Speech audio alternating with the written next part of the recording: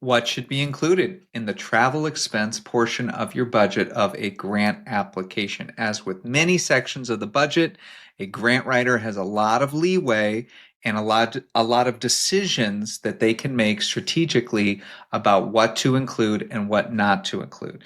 I'm going to talk a little bit about some of these decisions, some of these variables, what types of travel expenses you might want to consider, which ones you might not, and estimation and justification. I'm Benjamin Dean from grantgetting.com. I hope you enjoy this video and others like it on the channel, which are aimed at helping you get more grants. Okay, types of travel expenses to include or to, let's say, consider. Okay, as with any budget item, a question to ask yourself is, can I tie this particular cost to a goal, objective, milestone, output, outcome, whatever the terminology is within that grant application? Let's just call them goals. Can you tell a funder, we need this expense in order to achieve this goal, and here's why? And it makes sense and it's logical. Okay, and it's compelling. If you cannot do that, then generally speaking, that expense probably shouldn't be in the budget.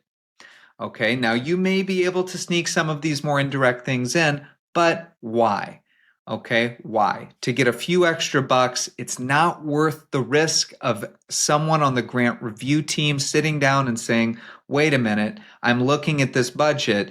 There's airfare costs for something that really isn't critical to this particular goal or this outcome. I don't understand it. You never want a reviewer to say, I don't understand. Okay. You might have a reviewer say, I don't agree. And that is a better case than I don't understand. Okay. If you are writing grant budgets and someone doesn't understand it, red flag. Okay. So travel expenses are a way for you to cover some of your costs in a program relating to the actual distribution of a good or service. So if you're in a direct service organization and transportation as a line item is something that is considered to be direct client service, such as you're giving rides to individuals, you're picking up stray pets, you've got a group that does a community watch, there's a travel association expense there. That's great. Those are direct program costs that you can say, hey, we need to physically move a person, move a pet, or move a product, right? It could be the distribution of a product or the movement of a product from your location to another location. It could be the movement of a product from some other location to your location. Okay, that might be classified as travel. Okay, many times it is, sometimes it's not. Okay, there might be another line item that's better for travel in terms of like a thing, not a person. Most of the time, travel includes the movement of a person. Okay, so you're thinking about the direct program expenses first, of course. Always start with direct. Then you're looking at, okay, what else is needed in order to complete this project? Do I need to provide additional training? Okay. If so, where is that training? Is it a conference? Is it a workshop? Is it in another location? Do I need to have my employees rent a car? Do I need to do a reimbursement for the mileage? Do I need to have them jump on a plane? What is the cost of that? So let's break down a couple of those things. The first part is just the fact that it is a training, and then everything's sort of as a result of that. Does the training have a clear and compelling justification? If so, you include it. If not, you don't. All right. If the answer is yes, then let's get into some of these things. Airfare.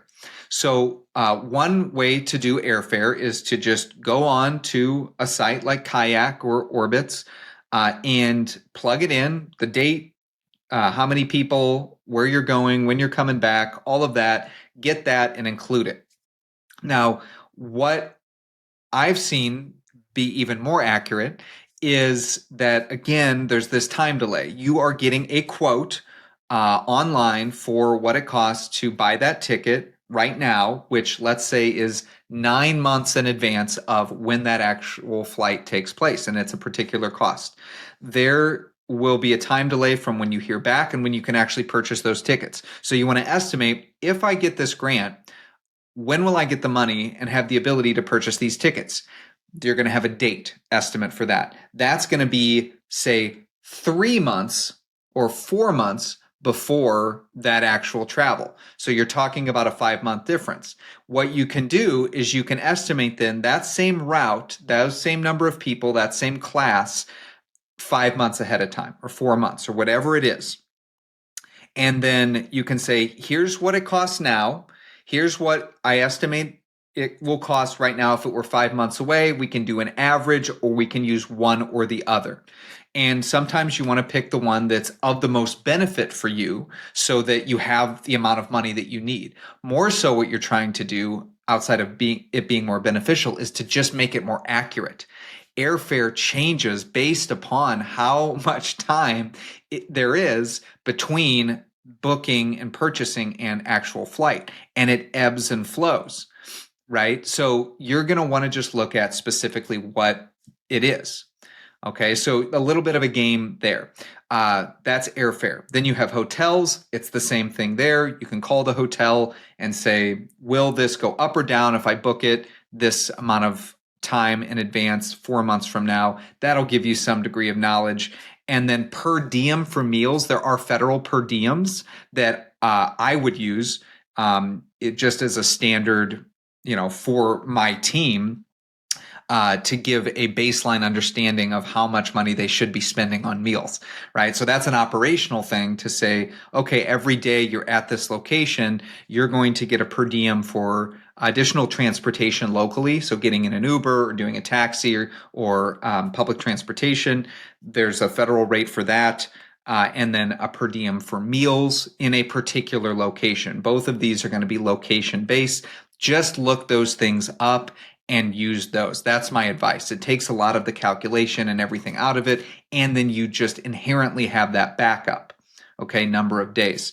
So you have the airfare, you have the local transportation, you have the meals, you have the hotel, and that is, most of what you need for, travel to a different location. The other thing is mileage reimbursement, which again, I would use the federal rate, whatever it is in that particular year, 60 some cents, 70 some cents. Eventually it's going to be $1. It's only going to keep going up usually. So whatever that number is, you have that for the particular year. So again, these are pennies now we're talking about. So if you're writing a grant in year 2005 and you're going to receive that grant in 2006 and it's a 2-year grant, so you're looking at costs for 2006 and 7, you can do a bit of an increase and you'll be able to squeeze a few other justified dollars out of that. Otherwise, you're just using the mileage reimbursement for that particular year, or if it has been announced for the next year. The other thing to think about is with mileage reimbursement is volunteers. Many times in direct service organizations, there are volunteers that go out and perform activities on behalf of the organization as part of that project or program. Sometimes mileage reimbursement is part of that, and sometimes it's not. That's a very strategic decision. And I've seen a couple organizations go through this where we started writing grants, or I'm aware of the grants that they're writing and how they're doing it, and they were able to start to get mileage reimbursement for their volunteers where they previously weren't able to. So they received a larger grant relative for that organization, and they came to their volunteers and said, hey, up to this point, the last X number of years, you haven't been able to be reimbursed, but guess what? We have a grant and we can start reimbursing you. And here's the process to do that. And they implemented that, and the volunteers were like, great, we would have done it for free, but this is awesome. This, gives us more incentive. It was a positive thing. Then the grant expired and they weren't able to find an additional direct cost allocation from another grant to do that, but they had kind of set the precedent that they were going to do that. And so it created this bit of an awkward thing where they decided to continue to do mileage reimbursement at a different rate, but it was an additional cost that they didn't have before. So there was this big positivity for 12 months, and then multiple years after, they had to kind of deal with this budget item that they never had to deal with before. And it became this other variable expense that scaled up and down based upon service. So that's sort of a strategic travel expense thing to think about, both for volunteers, and for staff, and what that number is. Okay, so you're looking at training, you're looking at the direct cost, you're looking at training, you're looking at any other transportation related items. There is the occasion of renting a vehicle, which you can get quotes on that. Renting a truck, you can get quotes on that. All of these things could be within the types of travel to include. Okay, and sometimes in particular grants, there is actually a required attendance at something that has to be included.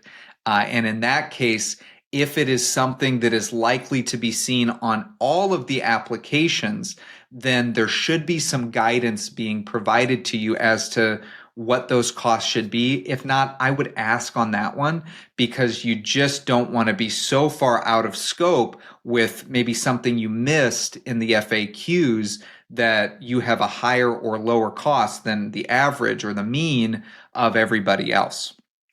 Okay. So that's point one, the types. Point two is really about estimating. We've talked a little bit about that. Some other things to do with estimation would be tying the increases or decreases, usually increases, of your travel expenses to your outputs. Okay, not necessarily your outcomes, but again, you have your activities, you have your situation, your inputs, your activities, and then your outputs.